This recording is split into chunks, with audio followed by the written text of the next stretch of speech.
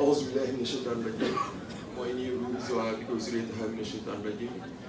ربي أعوذ بك من همزات الشياطين وأعوذ بك ربي أن يحضرون أنت رحيم الصمد الرحمن المؤمن المهيمن المنان اكفي البلاء وجملة الوباء والسوء إلى الأعداء كل داء. Bonsoir tout le monde. Nous vous accueillons à nouveau dans cet événement du Magal, du Grand Magal du Touba. Et comme à chaque année, on commence par le français, histoire de demander à tout le monde. Et je pense que la plupart de l'Assemblée parle français et wolof et probablement anglais. Donc su ko defee ñu ngi nuyuwaat ñëpp di leen siyaar bu baax di màggal ku ci nekk ci turam ak santam di leen sant bu baax ci teewaay bi te di béglu lool jotaay bi nga xam ne ñun ñëpp mën koo taxawee muy murit jullit ñàkk jullit ak lu mu mënti doon waaw ndax jotaayu xam-xam la jotaayu échange la ñun moom at yeeg xam-xam bi mateewu ko dañ ñu ko sas rek moo tax ñu toog fi nii waaw waaye ñu ngi siyaaraat ku nekk. kon su ko defee thème bi ñu jëwriñ ñi jëloon mooy lépp lu jëm ci humilité mooy nit ki wàccee sa bopp nga xam ne damay wax ne saa su ne balaa ngay mën a wàccee sa bopp tàmbalee ci xam ci sa bopp waaw xam sa bopp daanaka léegi dañoo toll foo xam ne ni ñu bëri dañuy wax waxu confiance en soi estime en soi ak yu demee noonu waaye nit ki dama naan fekk xamul boppam mënul teg boppam fi ko yàlla teg waaw ndax dafa am nit ki fu mu xalaatee fa la ne fu mu xalaat ne nit ñi fa lañ ko teg ak foo xam ne dëgg-dëgg fa la ne waaw Sëñ Tuubaa day wax ne que am na ci ñoo xam ne nii dañ leen di woowee ay xut boog lu ne fii ci kaw suuf te soo demee niiraani soo demee ci pays yi ñu leen di woowee xalbu mooy kii xaj kon daanaka dama doon wax ne que rek li mat introduction benn wolofal boo xam ne sëñ Mbay Jaxate moo ko def boo xam ne daanaka dafa tënk ci lu bari ci lu jëm ci humilité comme ni ñu koy waxee ci islam ak ci lu mu gën a yaatu kon day wax ne juddoo ki jur mat la namoo ragal yàlla mat namoo te ku ko am du ko namoo ngir dootul gis baaxam nga sax day wax ne ku gis boroomam dootul gis boppam te moo ne dootul gis moroomam it te dootul gis dara ka waxi lara donc comme li ma wax sànq fi muy tàmbalee mooy nit ki xam boppam xam fi yàlla teg nit ci boppam mën a delluwaat ci boobu nag xam lan mooy place am xam lan moo ko indi ci kaw suuf te doxee noonu kon su ko defee ñu siyaar sama sëriñ sëñ Diallo xam naa tàmbalee ci moom su yaatalee ba pare rek jox sëñ Pape incha allah mu gën a yaatu asalaamaaleykum wa rahmatullah.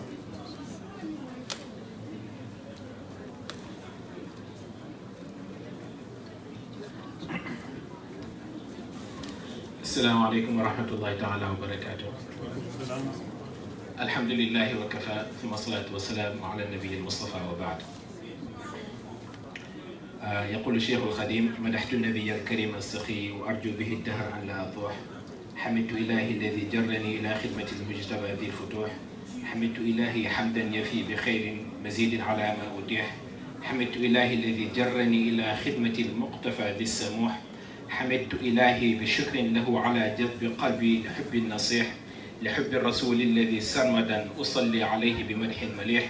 فكن سيدي للخديم الدني شفيعا ليوم العنا والكلوح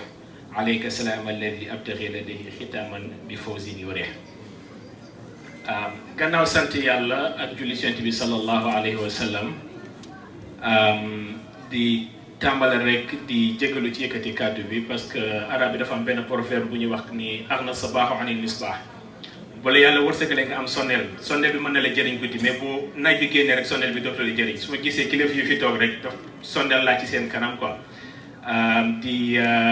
rafetlu trop jotaay bi ak di jaajëfal mbokk yi ko organisé di ñaan yàlla na leen ko yàlla fay yiw ëllëg ak si biir. thème bi ci boppam vu que temps bi daf ñu tënk ma xaw a gàttal introduction bi mais thème bi ci boppam dafa am solo comme ni ko sëñ Maysa waxee dafa am loo xam dafa nekk loo xamante ne daf ñuy jëriñ tey et puis daf ñuy jëriñ saa su nekk mais peut-être que dafa xaw a yaatu tuuti bu ñu waxee la valeur de l'humilité en islam. Peut-être que pour ñu wax ko li may jéem a def incha allah mooy jéem ko résumer ci 3 points wala boog ma jéem a tënk waxtaan bi ci 3 points bi ci njëkk xëy na balaa ñuy sori ci wax valeur humilité ci l'islam nañu définir la muy humilité wala boog concept de l'humilité en islam ça veut dire quoi xëy na dina gàtt ñu wax ci xëy na mën nañu ko yaatal tam bu ñu bëggee parce que lu nekk boo ko bëggee comprendre dëgg delloo ko ci commencement bi ci début bi boo ko commencé foofu rek yow bi dina leer parce que ñun ñëpp li ñu fi andi lenn la yàlla dafay wax ci alquran ci suratu Zariyat wa ma xalaqtul jinna wal insa illa li yaabudun yàlla dafay wax que ni wéetuma wéetaay taxul ma sàkk nit te tam yàlla soxlawul kenn ni sàkkuma nit sàkkuma jinne pour ñu bayal ma wala ñu jox ma lu ma lekkal yàlla soxlawul loolu même jaamu bi soxlawu ko mais daf ñu ko imposé dane sàkkuma leen lu dul ngeen jaamu ma donc loo fort sa objectif bu gën a fort ci àdduna mooy nga mat jaam mooy sa objectif bu war a gën a fort ci àdduna loolu bu la doyul humilité je pense pas que jar na ñu continuer waxtaan bi parce que képp ku yàlla tàgg ci alquran ba ci yonent bi sallallahu alayhi wa sallam yàlla benn grade d'honneur la leen koleel mooy abd bu la yàlla nangu la sa jaamu mooy ni jàmbaar nga mooy ni mottali nga sa mission donc bu dee yow sa objectif bu gën a fort loo mën ci am ak loo mën ci xam loo mën sa am nu mu mën ci tey sa objectif mooy nga mot ab jaam wala boog ma wax ko ci wolof bu leer as jaam bu dee mot as jaam mooy sa objectif je pense pas que soxla nañu nit wala kenn di ñuy jàngal humilité parce que daf ciy ànd parce que souvent lii xew mooy que ni dafa am yenn jikko yoo xam te ne l'islam daf ñu koy jàngal ñun souvent suñu ñàkkub taalibe dañuy yaakaar que ni yooyu ay complément la ci suñu diine alors que boo xoolee bu baax a baax ay fondement de base la ci l'islam parce que lu mel ni humilité souvent ci wolof dañ koy wax wàccee sa bopp mais xëy na sax jarul du soxla nga wàccee sa bopp yemal fi la yàlla yem la bul teg sa bopp fi la yàlla yeggul tegul bul tuutil sa moroom doomu aadama am nga humilité bu mat sëkk wàcce sa bopp jaru ko yëkkati sa bopp jaru ko tuutil sa moroom jaru ko yemal fi la yàlla yem la nga am humilité bu mat sëkk donc bu ñu comprendre loolu yooyu du ay décor ci sa diine ay fondement la boo ko amul amoo diine ko amul humilité amoo diine donc deuxième point bi ma ci bëgg a aborder mooy léegi xam nañ dañoo humilité ci l'islam wala boog concept bi bu ñu koy di yàlla di wax lan la si jublu peut-être que balaa maa jëm ci deuxième point bi en plus que le fait que c'est quelque chose xam te ne c'est important c'est forcé pour ñun pour suñu balaa may wax suñu taalibe pour suñu l'islam mot il faut que ñu ànd ak moom en plus de ça aussi il faut ñu reconnaître humilité comme une force interne doole la ofet ci nit du signe de faiblesse wala dara mais doole la ci nit li koy firndeel xëy na mooy jëlal exemple yonent bi sallallahu alayhi wa sallam incha allah xëy na dinañu jël yonent bi sallallahu alayhi wa sallam wala mag ñu baax ñu doon topp ci tànkam comme cas d'étude ci waxtaan bi ñuy waxtaan yëpp jëlal exemple yonent bi sallallahu alayhi wa sallam bis bi Jibril ñëwee ci moom ne ko iqra xaw a bëreeg moom ba ëpp ko doole guddi googu ñaari jullit ñoo fanaan ci kaw suuf mooy yonent bi sallallahu alayhi wa sallam ak soxnaam Khadija bu la neexee nga yokk ci Waraqatu ibn Nawfal mais loolu du sujet bu ñu bëgg a waxtaanee ñaari nit ñoo fanaan ci kaw suuf planète Terre bi yëpp ñaari jullit ñoo fa fanaan ñoo si fanaan fast forward 23 ans plus tard ñaata jullit ñoo yokk ci diine bi balaa yonent bi di génn àdduna on comptait des centaines de milliers de jullit loolu doole du ko def xaalis du ko def xam-xam du ko def humilité rek a koy def parce que borom xam-xam yi dañuy résumer li yonent bi ak force bi ko yàlla mayoon pour mu jàllale message bi dañ ko résumé si ñett dëggu yërmande ak humilité nga boole ko ñu ne jikko bu rafet parce que yàlla ci boppam daf ko koy fàttali que ne lii dama la ko jox comme force humilité ñëpp a ko soxla mais yow dama la si jox lu gën a bari ndax di nga ko soxla ci mission bi mën a dénk yàlla daf koy wax fa bima rahmatin min allahi linta lahum bi mu demee Médine parce que Makka dafa tumuranke woon lool bi mu demee Médine commencé am ay mbooloo fu mu toog ay nit yu bari ñoo fay toog lu mu wax ñu def lu mu tere ñu bàyyi mais yàlla bëgg na ko fàttali mission bi muy dox yàlla na ko fa bima rahmatin min allahi linta lahum walaw kunta faddan ghaliza alqalbi lan faddu min hawlik yàlla na ko gis nga nit ñi toog sa wet nii gënoo si kenn bàyyi gënoo si rafet kenn judd waaye jikko nga leen gën a rafet te koo ci woon leneen ñoom ñëpp boo gesoo doo fa fekkaat kenn koo ci woon jikko koo ci woon leneen lu dul jikko boo gesoo ñoom ñëpp ñu dem xa yàlla yàlla loolu ko wax wala kunta faddan ghaliza alqalbi lan faddu min hawlik bis boo yëkkatee sa mbagg wala nga fëgg sa dënn bu subaa boo gesoo kenn doo fa fekk kenn moo tax seen Cheikh Tidiane Sy Al Maktoum rahimahullah da daan wax que ni yonent yi gënuñu kenn bàyyi mënuñu gën kenn bàyyi parce que mënuma bokkal seen may sa ndey ak bàyyi mu ñëw ne ma maa la gën bàyyi mënul nekk ñun ñëpp Aadama ak Hawa ñoo ñu jur donc yonent yi fu bari la ñu rawee waaye du si juddu donc loolu mooy humilité bi yàlla def si ñoom parce que tey imagine yonent bi sallallahu alayhi wa sallam ci ñi ko yàlla yónni woon bu ñëwoon di ndamoo ay baayam kan moo koy topp bu ñëw di ndamoo fi mu dëkk mais fi mu juddoo foofu lañu juddoo ñoom ñëpp kan moo koy topp bu dee bokk doo nekk doomu diw moo war a tax mu am mu raw ñëpp mais Abul Lahab ak bàyyi yonent bi ñoo bokk benn papa ani Abul Lahab ani Bilal mi xam te ne nit ku ñuul la woon ani Abul Lahab donc juddu wala lenn du tax nga doon nit ku mat jikko mooy defar nit loolu la yàlla bëggoon fàttali yonent bi sallallahu alayhi wa sallam léegi vu que comprendre nañ concept bi mu am importance bi mu am ci l'islam léegi ñun en tant que ay jullit wala bokk en tant que ay taalibe naka la ñuy cultiver concept boobu mu bokk ci suñu mode de vie de façon quotidienne xëy na pour mu yomb trop ñu def loolu damay jël yonent bi sallallahu alayhi wa sallam comme exemple parce que mbooloo mi fii tey lu ñu bari yonent bi sallallahu alayhi wa sallam moo tax ñu daje fii tey ndax Cheikh Ahmadou Bamba moo wootee moo digle ñu koy defaral lii waaye Cheikh Ahmadou Bamba léppam yonent bi sallallahu alayhi wa sallam ni ko waa ji doon def présentation sànq waxee nee na an yaqulu Abdullahi ci xasida bi ku dem ba jël turam teg ko ci suuf utal boppam beneen tour ne Xadimu Rasul loolu wax jeex na xëy na juste ci jël benn exemple ci benn ci xasida yi ma yëpp samay xasida préféré yëpp macha allah asiru ala abrar la ci sëñ bi di wax suturi fi daarini madhi muhammadan bi nazmin wa nasrin wa huwa ni'ma satur mooy ni sutura wala bokk xewal aduna ak àllaaxira bu jógewul ci man may tagg yonent bi bëgguma bu dee sutura boo xamante ne mu ngi ñëw si man muy aduna ak àllaaxira fekk du jaaroo ci yonent bi bale naa ko mu ne waxuwa ni'ma satura mu ne akamaay doolu xewal boobu akamaay doolu sutura boobu mais il était conscient ci li mu doon wax parce que dane maa ngi commencé fàtte mais qusuuri xalat wala ahlu anni tafarraqat li madhi alladi anhu lmadihu qasiru moom xam na ni mission boobu muy dox dina bëri ay gàllankoor dina am ñu ko ci faagagal dina am ay pexe mais il était prêt mu ne tagg bi may tagg yonent bi jaam bi ma def sama bopp nekk jaamu yonent bi sallallahu alayhi wa sallam buñ ma ci tàq rek sama famille pare na buñ ma ci génnee sama kër pare na te lépp lu ma ci def tam defuma lu doy donc pour ñun pour mu leer ni ñuy jël moom ki mu defoon référence incha allah ñu waxtaanee ko pour waxtaan bi gën a leer incha allah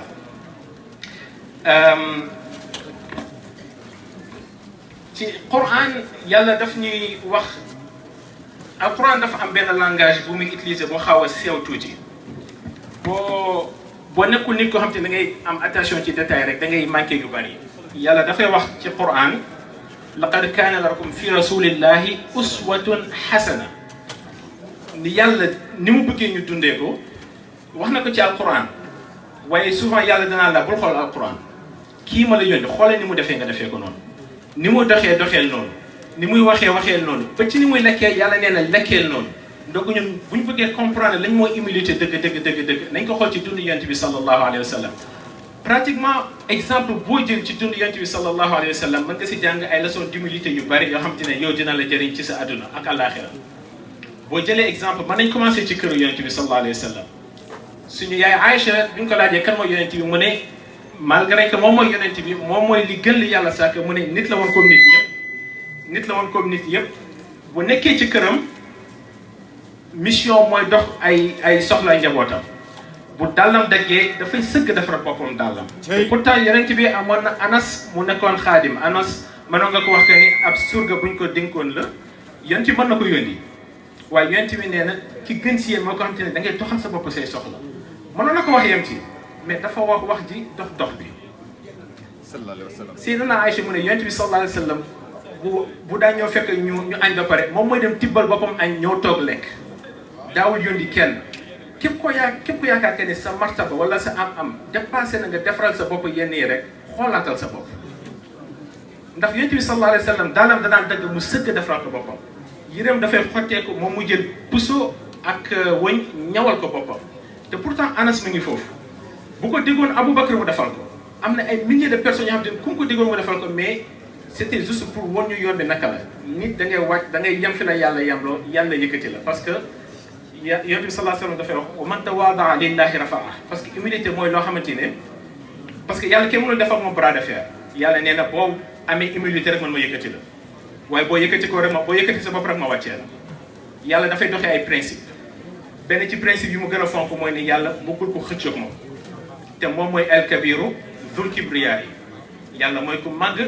moom lu màgg boo xëcc moom rek day fuutu sa ndigg comme ni nga ko waxee ci hadith al qudsi al kibriya rida yi dafa am métaphore bu yàlla di utiliser mu ne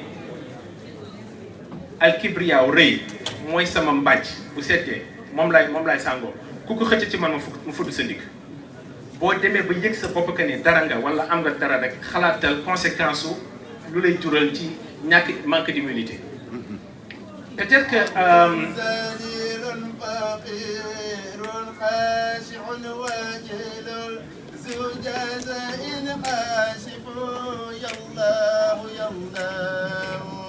عبد ذليل فقير خاشع واجل ذو جزاء حاسب يا الله يا الله. ما شاء الله. jërëjëf Serigne Saliou juste en parlant de Serigne Saliou parce que démb dañu toogoon këram ñu doon waxtaan ak yeneen i mbokk am benn mbokk doon laaj ñu doon fi ñu toogoon di waxtaan ku nekk na nga wax lan moo la gën a marqué si ay qualité yonent bi sallallahu alayhi wa sallam. waxtaan nañ ci lu bari xëy na jarul ñu répété mais benn histoire laa bëgg a nettali ci yonent bi sallallahu alayhi wa sallam man personnellement dama daan am problème comprendre loolu parce que histoire bi histoire bu gàtt la en fait benn question boo xam te c'est composé ci deux mots la composé wu mais xëy na pour ñu mën ko comprendre bàyyil ma def ko ci contexte ñu contextualiser ko xëy na dañu ko gën a comprendre yonent bi sallallahu alayhi wa sallam fa la juddoo Makka waaw mais Makka ban statut la fa yonent bi amoon citoyen ordinaire la woon à un moment donné mu nekk prophète bi mu nekkee prophète nag xëy na citoyen ordinaire boobu sax xaw na wàññeeku parce que droit yi mu amoon amatu ko mënatul sax jaamu mënatul dox ay soxlaam mënatul protéger famille am donc mën nga wax que ni citoyen ordinaire boobu mu nekkoon Makka à un moment donné dañ ko xaw a révoqué si moom yàlla di ko seetaan ba ay jamono yàlla yombalal ko mu dem Médine bi mu fa demee situation change complètement parce que yonent bi sallallahu alayhi wa sallam Médine bu ñu ko doon comparé si suñu langage tey mën nga wax que ni c'était le chef d'État booy xool côté armée mën nga wax que ni yonent bi sallallahu alayhi wa sallam moo nekkoon général bi aussi Médine boo xoolee tam mën nga wax que ni yonent bi moo yoroon justice Médine lépp lu ñuy dogal Médine ci yonent bi sallallahu alayhi wa sallam la doon jaar nga xam te ne bi muy génn Makka dafa laqatu guddi la génn dafa laqatu mais quelques années plus tard ci Médine yonent bi sallallahu alayhi wa sallam dominé na Makka dominé kii région boobu yëpp carrément ba nga xamante ne xëy na moom moo nekkoon le seul chef boo xamante ne arabe yëpp reconnaître nañ ko léegi am benn village bu nekk wetu Médine fàtte naa turu village bi ñoom ñu décidé vu que affaire yi changé na géopolitique région bi changé na il faut que ñun tam ñu dem def allégeance ci prophète sallallahu alayhi wa sallam ñu yónni seen nit pour mu dem Médine waaye ji mosul gis yonent bi xamul ni yonent bi mel mais xam na ni bis ni ki tey région arabe yi yëpp moom moo ci teg tànk waa ji def ànd ak ñi mu àndal ñi dem ba Médine ki mu fa njëkk a dajal mu ne ko fan mooy palais Mohammed fan la nekk mais effectivement parce que yow yaay chef war nga am palais war nga am ay garde corps waa ji ne ko bu dee Mohammed bi ma yaakaar de sama kër a tane këram mu ne ko fan laa koy fekk mu ne ko heure bii bu nekkul di dox ay soxla këram mu ngi sa jàkka ja boo demee jàkka ja daal di nga fa fekk ay nit ñu toog di waxtaan fa la nekk waa ji daal dem ba si ñu tekkal ko jàkka ji mu ñëw xool nit ñi ni ñu toogee comme ni ñu toogee bu ñu nekkee xadara wala bu ñu nekkee daayira di ngi gis juróomi nit ñu toog fii ñeenti nit ñu toog fale ñaari nit ñu taxaw fale di waxtaan waa ji taxaw ci bunt bi xool ne waa ji waru fi nekk bi mu ci xawee soodo xam la wax ayyukum Muhammad yéen ñii kan seen mooy Muhammad sallallahu alayhi wa sallam Muhammad mi dominé arabe yëpp Muhammad mi yonent Muhammad mi am ay centaines de milliers de ay taalibe kan seen mooy Muhammad te ban bureau ngay dugg te doo xam ne ku fay directeur ban jotaay ngay toog te doo xam ne ku fay kilifa ban école ngay dugg te doo xam ne ku fay directeur yonent bi sallallahu alayhi wa sallam nit ñoo fekk ko ci ay nitam du ci colinam du ci toggaayam du ci sax seating arrangement bi luy wane que ni kii moo fi kilifa yonent bi amul woon place ci jàkka ji à part julli bu ñëwee fu mu am place fa lay toog noonu la jaroo ak yi nitam loolu la leen jàngal loolu la leen dundale parce que xam na que ni loolu mooy gën a gaaw a dugg ci xolu nit ke ci wax ay jikko yu dul jeex et puis yonent bi sallallahu alayhi wa sallam malgré que moom mooy yonent malgré que moom mooy kilifa seeni texe ci loxoom la jaar yonent bi sallallahu alayhi wa sallam lépp lu saxaaba yi daan def si daan jàpp fu ñu taxee suuf mu tax fa suuf fu ñu yenu lu diis mu yenu fa li diis li mu waxoon Saad ibn Muaz bi ñu koy invité bi mu demee Fatح Makka ba ñëwaat gars yi tiit ne ko yaakaar que ni day dem Makka toog foofu mu ne leen addamu wal hadr fu ngeen gaañoo ma yuuxu fa yéenay samay nit ci ghazwatul ahzab bi gars yi di yéen di gas tranchée bi pour protéger Médine xëy na jarul ñu dugg ci détail yu histoire bi gars yi bi ñu gas di yéenu suuf yonent bi sallallahu alayhi wa sallam dafa sëgg ak ñoom di gas di yéenu suuf bi ñu paree war a garder Médine di def ay tour def ay équipe yonent bi sallallahu alayhi wa sallam dafa bindu ci liste bi bu tuuram jotee gars yi ne ko noonu yooyu yaay sang bi mu ne leen dem nañ te di bàyyi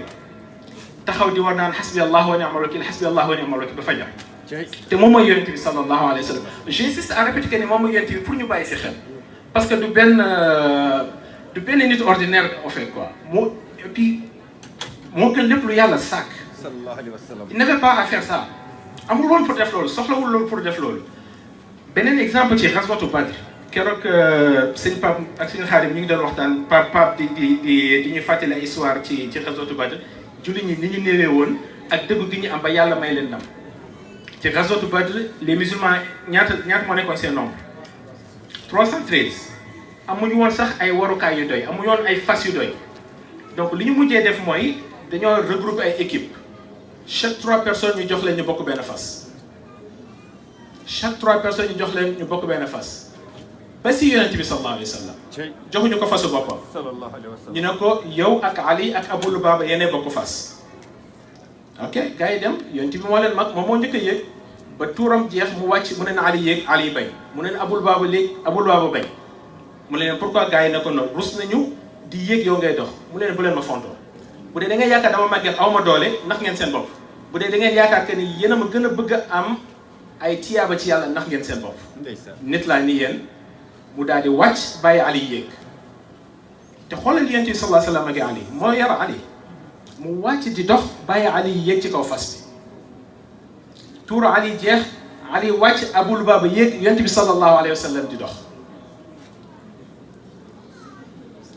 gis nga humilité ci boo mu doon dund ci façon quotidienne loolu lañu soxla ci suñu vie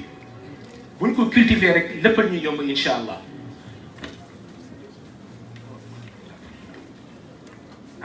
et puis itam humilité dafa baax ci lépp du rek ci jaamu yàlla parce que même ci Quran yàlla daf ñuy jàngal que ni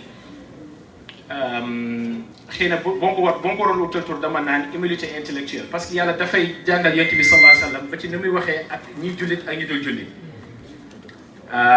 ci suratul ankabut yàlla dafay wax wala tujaadilu ahlal kitaabi illa billati hiya ahsan foo déggee laa ci alquran la plupart du temps mooy lu xaraam moo ciy topp parce que yàlla bu la nee bul bokkaale wala tushriku la wax bu la nee bul ñàkkal say waajur teggin dane wala taqul lahuma uffin même langage la yàlla utilisé fii ne laa tujaadilu ahlal kitaab ne bu leen di werante ak ñu dul jullit aaya bi bu yemoon foofu mooy que ni loolu xaraam la mais yàlla daf si def exception illa billati hiya ahsan lu dul ni mu gën a rafetee mooy ni boo amul lu rafet lay wax même bu dee yaa nekk ci dëgg bul wax yonent bi sallallahu alayhi wa sallam ay waa Màkka dañ daan ñëw di am débat ci moom di koy gëmloo que ni sa diine bi diine caaxaan la suñu diine mooy diine dëgg yonent bi waxtaan ak ñoom yàlla ne ko laaj leen question bi yonent bi ne leen bu ngeen xiifee dëgg ndax seen yàlla yooyu ngeen defal ñoo leen di jox ngeen lekk ñu ne noonu yàlla bu ngeen tiitee dëgg kan moo leen protégé ñu mu ne yàlla bu ngeen soxlawee dara bu tiis leen kan moo leen koy may ñu ne yàlla mais débat bi jeex na bu doon man la dama naan just comme ni ko anglais di wax drop the mic and walk away right mais yonent bi sallallahu alayhi wa sallam yàlla dina ko wa qul lillah wa inna aw iyyakum la ala hudan aw fi dalalin mubin yàlla ne bien vrai que ñoom nangu na ñoom ñoo nekk ci toor mais bu leen wax que ni ci fen ngeen nekk wax leen rek ah ñun de wute nañ soit que yéen am dëgg wala ñun ñu am dëgg waaye li leer te wóor mooy ñun bu ñu juumee c'est pas de votre responsabilité yéen te bu ngeen juumee c'est pas de notre responsabilité humilité intellectuelle boobu yonent bi sallallahu alayhi wa sallam moo tax mag yi ko daan topp genre kii boobu la ñu am Imam Malik un jour dafa mas a toog parce que Imam Malik parce que la plupart ci ñun ci fi ñu jóge ci ngiru Imam Malik la ñu bokk dafa jàngal ay taalibeem ne julli sunna warul ci diggante takkusaan ak timis mu jàngal leen ko Imam Malik ci jamonoom moo ëppoon xam-xam ci Madina wala boog bu la neexee nga ne ci àdduna bi ab bis Imam Malik dugg si jàkka fekk timis jotagul benn Jibril Diallo bu jàng benn xadis bu mokkul fekk ko mu toog ne ko jógal julli tegu ci baat mu jóg julli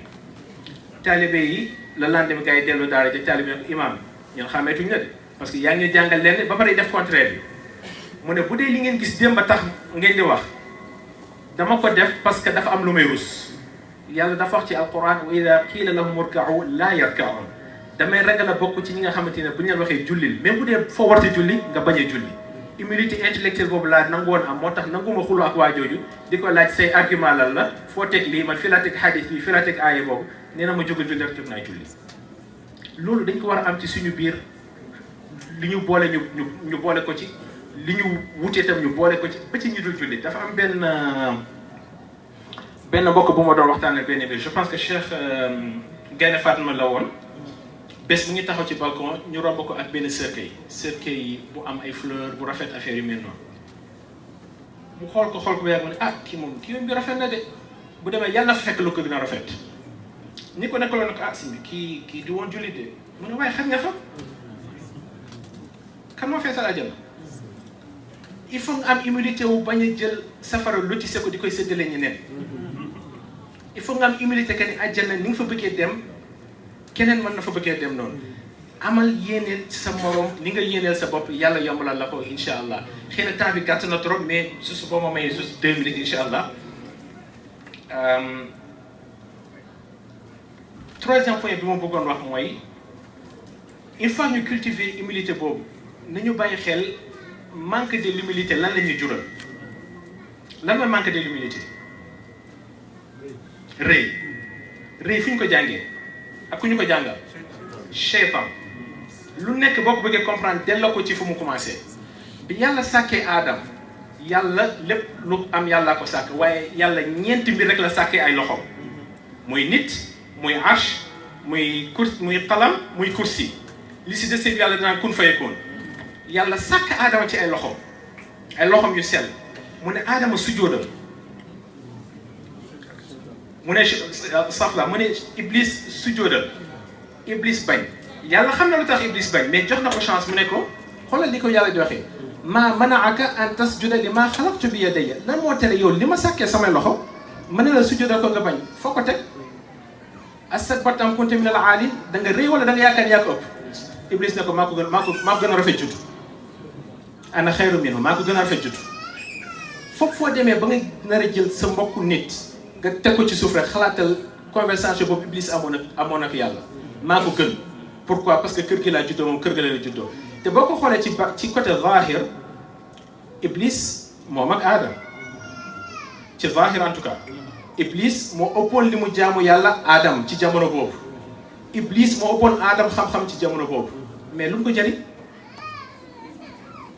xam-xamam atam jëriñu ko dara parce que manque d'humilité moo tax iblis fu mu nekkoon yàlla wàcce ko ba ci suuf a suuf et puis ma jeexaleer juste benn aaya Quran souvent jullit ñi dañ yaakaar ne Quran c'est juste pour les musulmans mais Quran waxul loolu yàlla dafay wax yaa ayyuhan naas qad jaakum maw'idatun min rabbikum wa shifaa'un lima fi sudur ci yeneen aaya mu naan qad jaakum burhanun min rabbikum Quran c'est pour tout le monde jullit ou pas ku dul jullit mën a jëriñoo Quran loo xam te yow mi jullit mën a ko jëriñoo Quran yàlla mën a ñëpp a mën a jëriñoo Quran ba mu des kenn nit ñëpp jullit yéeféer nit ku baax nit ku bon saay-saay ñëpp a mën a jëriñoo Alquran yàlla neen kenn rek ma dul jëriñoo Alquran sa asrifu an ayaati alladina yatakabbaruna fil ard nit ko amul humilité mënul jëriñoo Alquran ñu bàyyi xel ci loolu képp koo xamante ne am nga manque d'humilité xamal que ne Alquran yàlla bi yéeféer moo la ci ëpp te tam boo demee ba juum ba nga jàkkaarloog sa morom ni di koy tuutal yëkkati sa baat fàttali ko lii yàlla wax ci Quran yàlla neen am na ku la gën a foor baat foofu ti kenn bëggul dégg baatam inna ankara al aswaati la sawtul hamir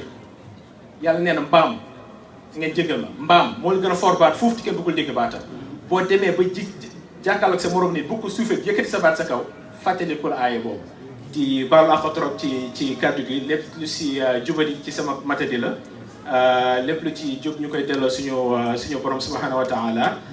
di leen di ñaanal di sàkku seen ñaan yàlla ni yàlla boole ci jàmm incha allah jërë ngeen jëf.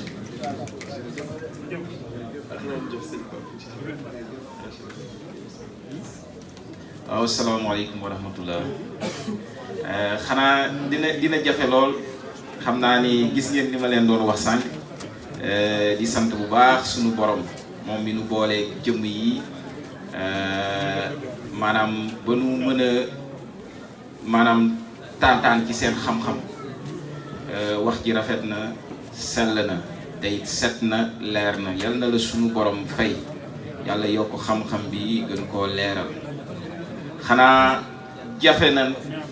maanaam di jël kàddu ci circonstances yu mel nii ndax li ñu jot a dégg daanaka dafa doy sëkk ci ñu war koo mën a xeloo jëriñoo ko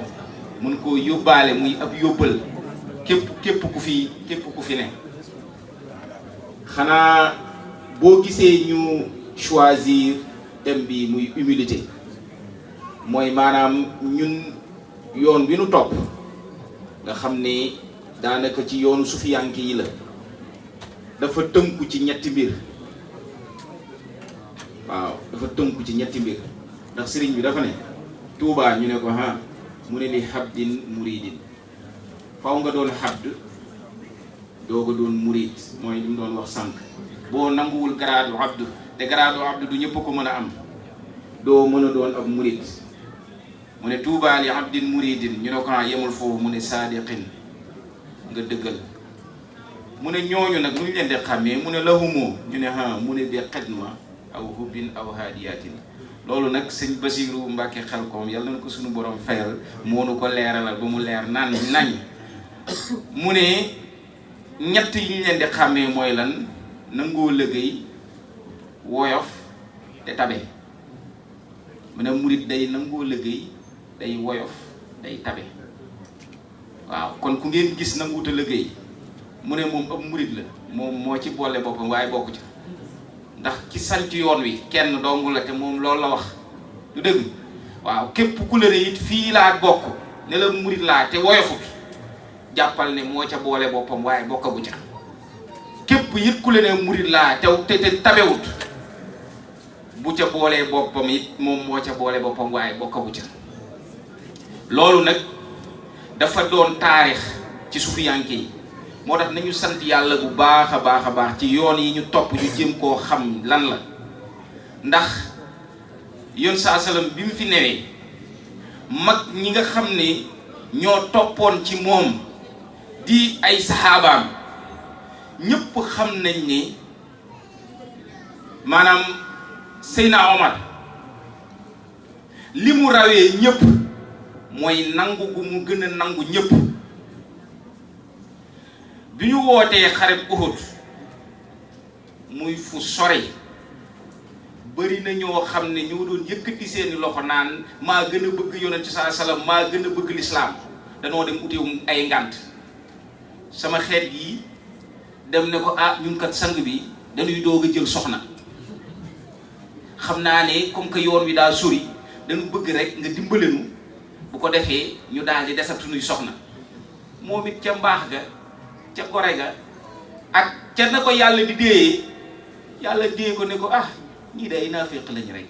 tooye boo nee leen waaw ñu far noppalu mu ne waa baax na mën ngaa toog ndax astafurlah xarib Taabuk laa bëgg a wax mooy wax xarib Uhud xarib Taabuk laa bëgg a wax dafa sori yoon ci biir saa salaam woote ne ku ne la nga am na nga ko indi ñu dajale ñii dem xool yi gën a rafet seen kër ñii jël alal ñii jël kii Seydina Babacar dafa dem këram ne leen lépp lu fi ne na ngeen ko jël jox ma mu yóbbu du dëgg waaw moo tax ñu koy nun koy woowee Ababacar Sadiq moom rek moo ko am de grade boobu sidqa boobu moom rek moo ko am li tax mu am ko nag mooy yun saa salaam ba muy gàddaay amoon na ay mbokk amoon na ñu ko jege waaye moom la woo ànd ak moom te yoon woowu sori na duñ ca sax wax waaye bu ngeen xamee yoon woowu di ngeen xam diggante taalibe akub sëriñam nu muy mel kon képp ku koy weddi di ko teg ci boor maanaam damay jàpp ne rek dafa am foo tollagul suñu borom moo la dimbaleegul ci loolu du dëgg waaw tey gis nañ ko mu ànd ak moom ba ñu génnee àdduna ñoom ñaar ñoo continuer di ànd du dëgg waaw la mu am na lu ko may yoon yi ñu topp nag muy yoonu sufiyanke da ngay noot sa bopp noot sa bakkan jël wala xat karam naa bani aadama boobu sunu borom di wax teg ko ci sa kanam muy mbindeefu yàlla boo gis da ngay jàpp ne moo la gën fa yàlla. dañuy joxe rek exemple Hasan al Basri ñu bëri fii xam nañ ko muy sufiyanke bu mag di référence dafa daan tukki lu bëri sànq ñu ngi koy jàng ci mois bi ñu koy jàng Sëñ Tuubaa di wax ne nihmal rijaalu lahu majaalu liy jëriñ góor yàlla dëgg-dëgg mooy muy tukki di wër ndax sëriñ bi nee na nit ku dul tukki dafa mel ni ndox moo teg ci benn bërëb bu yàggee day yàqu dootuñu ko mën a téye jëfandikoo mu ne waaye nit kuy tukki day mel ni ndox muy daw ndoxum fleuve nit dina ñëw tufli bërëb 2 minutes après nga ñëw ca bërëb ba tànk fa naan lu tax ndox mi day daw xam-xamu tukki moo gën xam-xami téere loolu faaw nga jàngi téere tukki dajee ku jàngi téere te tukki wut nga doo koo xam te tukki dina dimbale doomu aadama mu xam lu bari gën a woyof ñu bari si ñun fii tukki tumuraanke noonu loona leen ñu amoon lu bari seen kër génn tumuraanke dab leen ci àll te tukkee leen ko teg waaye tumuraanke googu bari na ci ñun ñoo xam ni dañ cey jógee gën a doon ay doomu aadama yu suufeel seen bopp ndax jàng nañ lu bari. Hasan al Basri dafa doon dox gis benn góor gu ñuul nekk ak genn soxna ñuy am lu ñuy naan ñoom ñaar mu ne ñii de moom ñu ngi toog ci boori fleuve bi di naan seen lii ñii de xanaa moom seen mbir neex na ba ci yàgg mu ne xelam xam nga rek seytaane dugg ko mu ne est-ce que kii sax soxnaam la est-ce que sax nekkuñu di naan sàngara ñoom ñaar ni muy waxee noonu rek benn bato bu doon romb bato bi daal di suux nit ku ñuul ki plongé génnee 6 personnes ñëw ba ci moom ne ko yow bii nga xam ne yaa ma ëpp xam-xam defal génneel sobel bopp mu ne ko nag la nga doon xalaat lépp ci man kii sama ndey la ndox lañ doon naan ñun ñaar Hasan al Basri yi jugee fa mu jugi bu rombee ab xaj dafay ne cëy man yàlla boo ma defoon ba ma mën a am karaamay xaj bii ndax xamul ñamuy àndal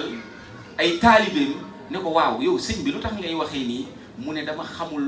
ndax def naa sunu borom loo xam ni xaj bii nii ma romb nii moo ma ëpp martaaba fa suñu borom moo tax may waxee noonu loolu nag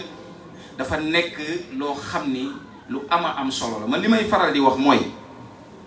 sama njàng ak sama xam-xam ak sama dund daanaka dama ko consacré nit doomu aadama ci loolu laay liggéey waaye xawma ci lenn ci doomu aadama waaye li ma jaaxal mooy ñun boo xoolee sunum réew da ngay seetlu ne ñi ñu yar ñëpp yaree leen ci say noon dañuy màggaale li ñuy tubaab bi tuddee un ego surdimensionné dañuy dem sax ba dañuy am paranoïa ku nu gis yaakaar ne da nga leen bañ yaakaar naa jeunes yi léegi dem nañ sax ba créer benn fecc bu ñu tuddee nooy moytoo sa noonu du dëgg waaw ñun lépp la ñuy gëstu de ndax daf noo yitteel liy xew ci dëkk bi yëpp dañ koy xool di ko gëstu di déglu di xool ku nu yaree ci ay noon yar nañ ko ci rëy mag ñi dañ daan yar ci nawle daawuñ yar ci noonu nit da ngay am nawle waaye buñ la yaree ci noonu foo mënti gis doomu aadama jàpp nga ni kii ma nga lok lu bon jëmale ko fi yow. dem nañ ci suñu dëkk loolu laa doon wax sëñ Jibril bi passé ma ne ko xoolal suñu dëkk léegi nit ñi ni nu fitnaa leen ci seen bopp ci ay mbir yoo xam ne di ko xuloo di ko xeex te ñoom ñañ koy xulool di ko xeex xamuñu sax ndax ñoom ñooñu inscrire nañu ci seen liste. man su ma taxawee fii dégg benn waay bu taxaw fële saaga Sëñ Tuubaa mu ñëw naan damay xeex ak waa ji te man wóoruma sax ndax Sëñ Tuubaa bind na ma ci listam man naa góorgóorlu ba xam ndax Sëñ Tuubaa bind na ma ci listam naa góorgóorlu ba xam ndax man na may doxee ak na may jëfee ndax tegu na ci yoon wa nga xam ne ka may topp noonu la ma wax ma def. ki nu woon yoon wi day muy Cheikh Ibra daf noo wax ne dama koy faral di wax duma ko noppi di wax nee na doomu aadama boo demee ba nga gis mbonu nit war ngaa xoolaat sa bopp te xam ne baaxagoo. du dëgg sëriñ bi jàngal ñu ne nit sa dëkkaale bu dee sax du jullit moo tax yaakaar naa sunu borom li muy def dafa yéeme sànq bi muy wax suratu Saad loolu laa bëggoon a tàmbalee waaye macha allah yal na la sunu borom fay. sëñ bi mu ne bu fekkee ne nit ki nga dëkkal nekkul sax ab jullit ni yow mu ne bul ko bañ bul ko xeeb te yi tamit bul ko noonoo. ñun nag waxuma la sax ñi nga xam ne bokkuñoo ak ñoom diine waaye ñi ñu bokkal diine ci boppam dañ leen di bañ di leen xeeb di leen noonoo di leen yàq ñi ñu bokkalul waxuma leen de. kon war na noo xoolaat suñu bopp ndax ñun li nu yàlla defal lépp est-ce que sunu njàmbaar la tey ñu nekk jullit. Indiens yooyu juddoo biir Amazonie ils n'ont pas demandé à naître là-bas ñun yàlla sunu borom moo nu baaxee ñu juddoo ci njaboot ñenn ci ñun wala ñu juddoo ci environnement yoo xam ne fekk nañ fa diini waaye defaluñu sunu borom lu tax mu defal nu loolu. ni ñu koy delloo njukkal nag mooy loolu nu sunu borom as yëkkati su ndaw soosu mu nu yëkkati def nu ay jullit bu nu gisee ñoo xam ne. baaxeewu leen loolu ñu am yërmande ci ñoom am cofeel ci ñoom ngir jëmmi sunu borom ndax ku sopp li sunu borom def sopp nga sunu borom. yàlla nag deesu ko am te jaaroo ko ci ay mbindeefam loolu mënta ne deesu am yàlla te jaaree woo ko ci ay mbindeefam. Sëriñ Saaliwu Mbàkke daf ñu mës a wax ne maanaam ak woyof ci boroom xam-xam foo koy xamee nu mu koy misaale mu ne dafay mel ni ku jàng ba doon tafsirul Qur'an ci bërëb maanaam mel ni sunu mbokk mi Jibril mu jógee fii Canada dem États-Unis daje faak sëñ Bookar mu dalalaat ko alquran Baqara ba Naas ba mu doonaat tafsirul Qur'an te sëñ Bookar du mës a xam ne sëñ Jibril mii mës naa jàng ab baat mu ne loolu mooy woyofu boroom xam-xam sëñ bi man loolu mënuma ko man mii di wax ak yéen mënuma loolu. kon ngeen gis ñooñu fa nu toll ci ak woyof ak suufe nga gis ne mag ñi ni nu bëggantee woon seen biir ba nga xam ne dañ daan tuddante ay doom dañ daan dem di seetante dégg naa sax bii passé ay nit di xuloo ci diw seeti woon na diw nee na mooy sëriñam diw nee na mooy nangam waaye ngir yàlla ñaari ponkali yàlla yoo xam ne ñoo wéetoo nekk ca lañu ne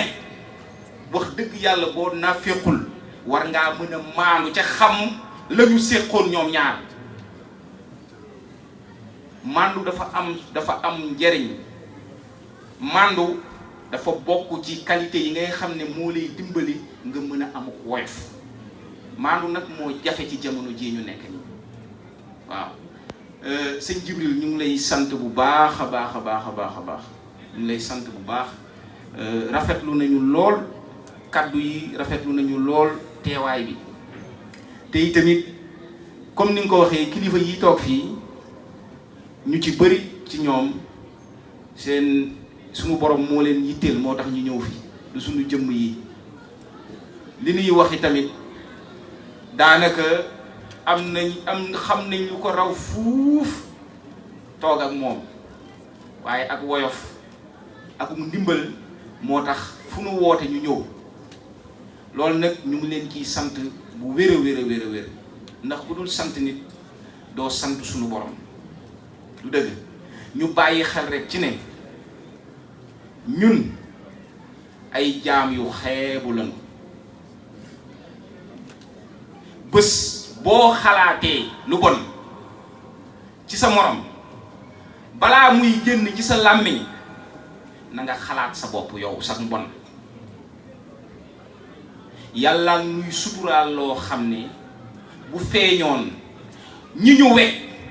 dootuñ ñu sax bëggatee gis ci photo yàlla mu nuy suturaal loo xam ne bu ko génnee woon as tuut rek mu génnee ko ci ñi ñu bëgg di nu bëgg dootuñu sax bëggatee gis ci photo te ku ci ne ci ñun sunu borom mu ngi la koy nëbbal di la ko suturaal yàlla mu ngi nuy yërmande goo xam ne bàkkaar yi nuy def bu ko neexoon fan koy defee foofu la koy lijjantee waaye yàlla yërmandeem moo tax benn góor def na ma yàlla daf noo jekku comme ni nga jekkoo sam xam tabaski sa xaru tabaski bu tuuree sab añ tam doo ko rey te tabaski jotut mu ne yàlla noonu la ñu jekkoo comme que nag yàlla noonu la ñu jekkoo ak màggaayam ñun suñ ay suñ tuutaay waay ngir yàlla bu ñu jekkoo suñu morom nanu xalaat ni nu yàlla jekkoo saa suñu jekkoo suñu morom nanu xalaat ni nu yàlla jekkoo saa suñu xamalee suñu morom ab ëyib nanu xalaat ni nu yàlla suñu borom xamalee suñuy ëyib ñun saa suñu ëppee doole suñu morom war koo won suñu doole nanu xool ni nu suñu borom ëppee doole nun te yërëm ñu buñ ko defee rek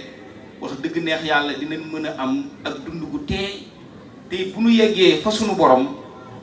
daanaka layoo bi mën naa bañ a métti lool li ñuy defal yàlla nag ci doomu aadama yi lañ koy def duñ ko def feneen julli yi ñuy julli koor gi ñuy koor natt asaka yeeg aji màkka jeeg yooyu yëpp suñu bopp lañ koy defal du dëgg waaw ñun lan la ñuy defal yàlla nan ko def ci doomu aadama yi kon ñu ngi leen di sant bu baax a baax xam naa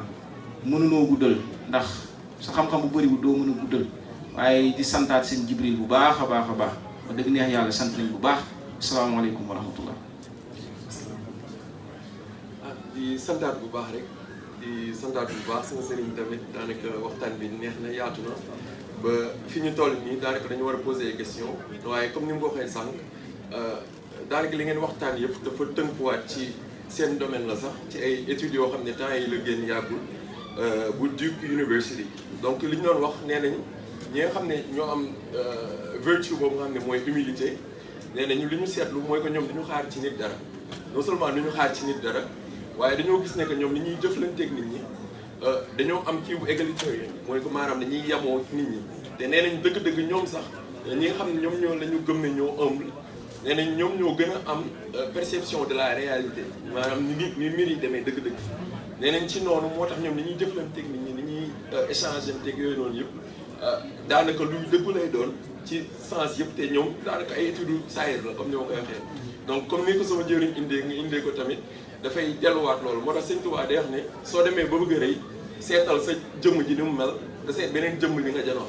waaw nga gis ne ni ko ni yàlla sàkkee sa jëmm ji rek la sàkkee beneen jëmm ji donc soo demee ba nar a yéemeel sa bopp rek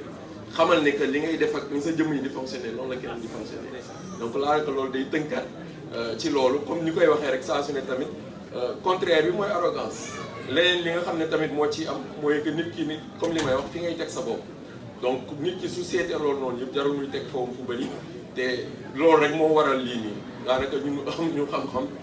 sama gars yi sax ñu mën nañ ko woowee noonu donc képp koo xam ne tamit am na ci question wala tamit am loo ci bëgg a yokk waaw wala yaatal tamit micro baa ngi nii donc ñu ngi leen di siyaaraat bu baax di leen santaat bu baax a baax incha allah.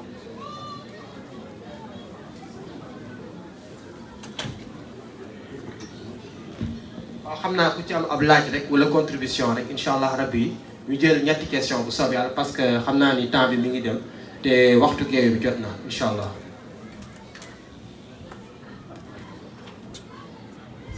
waaw fekkee ne am na Abdourahmane. Assalamualaikum. Jazakumullah khairan. C'est-à-dire ce que vous avez dit est vraiment largement suffisant. Je vais juste faire un petit commentaire par rapport justement à ce thème qui est très important, l'humilité, parce que les Arifoun disent c'est que c'est une station. C'est très difficile vraiment. Le plus difficile c'est d'arriver là et encore le plus difficile c'est de rester. On est tout le temps pris par, je dirais, par cette tentation de montrer l'ego. C'est en cela que la vie du prophète sallallahu alayhi wa sallam est un remède par rapport à cela. Parce que Allah subhanahu wa ta'ala lui dit qu'enfin lui a donné une médaille dans le Coran, il a dit que on t'a créé en tout cas dans les conditions les plus parfaites. Et puis Allah sallallahu alayhi wa sallam c'est un modèle. Il est un modèle en tout, parce qu'Allah subhanahu wa ta'ala, parce que même des fois quand Allah subhanahu wa ta'ala fait un dessein qu'il soit en tout cas dans une situation où on peut penser qu'il est fautif, c'est qu'Allah subhanahu wa ta'ala veut nous montrer comment corriger la faute si advenant que cette faute nous arrive. On l'a vu, on l'a vu, le prophète sallallahu alayhi wa sallam avait un avis que certains savants ont remis en cause parce que pensaient que ce n'était pas la bonne stratégie pendant la guerre. Et sallallahu alayhi wa sallam a écouté l'avis justement de ces sahaba. Et il s'est remis en cause par rapport à cela. Et les tabi'oun aussi faisaient la même chose. On le voyait avec Imam Malik. Imam Malik, des gens faisaient des kilomètres, des mois de voyage. À l'époque, c'était vraiment la star, c'était le savant. On lui demandait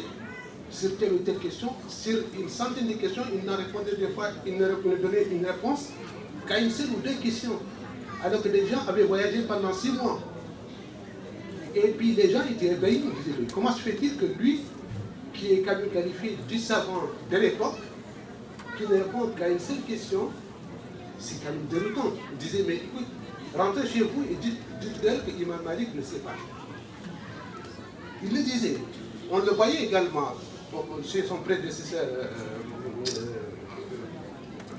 Abu Hanifa. Abu Hanifa, en réalité, c'est qu'on lui attribue l'école, mais en réalité, c'est une école qui est partagée par 3. Bon, 2 de ses disciples et lui-même. Si bien que dans beaucoup d'avis juridiques, ses élèves remettaient en cause justement ces postulats par rapport à son propre école. Et il disait justement aux gens d'introduire leur opinion, leur réserve par rapport justement à des questions qui sont centrales. Donc, juste pour vous dire que ces gens-là, l'humilité, c'était leur façon d'être, c'était leur façon d'exister. Et nous, je pense qu'on a beaucoup à apprendre de ces gens-là, et surtout de notre maître Mohammed sallallahu alayhi wa sallam, si bien que justement, Cheikh Jibril l'a dit tout à l'heure, parce que les gens, les délégations venaient à Médine. La question qu'ils posaient, Efikum Muhammad, Man minkum Muhammad, est-ce qu'il y a parmi vous Muhammad? Est-ce que Muhammad est là? Si bien qu'il n'avait pas une tenue vestimentaire qui les distinguait des autres. Si bien que c'était un homme tout à fait modeste, comme les autres, qui n'avaient pas de distinguo et qu'on avait du mal justement à connaître, c'est dans une foule par exemple.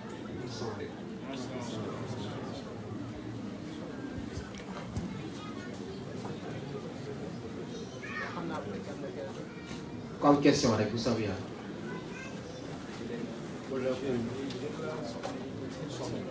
lu ku ci am laaj rek contribution lu ci mën a doon rek.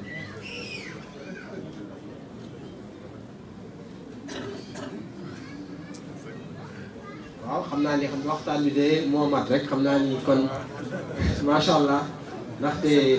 leer na naa ñu rek yàlla na yàlla fay bu baax a baax yàlla leeral seen baat bi. yàlla defal ñu tamit dégg ak topp ak jëfe ak jariñu ci barkeb Seydina Muhammad sallallahu alayhi wa sallam kon xam naa dañ waajal rek julli géewee bu ñu paree xam naa wéyal programme bi incha allah rabbi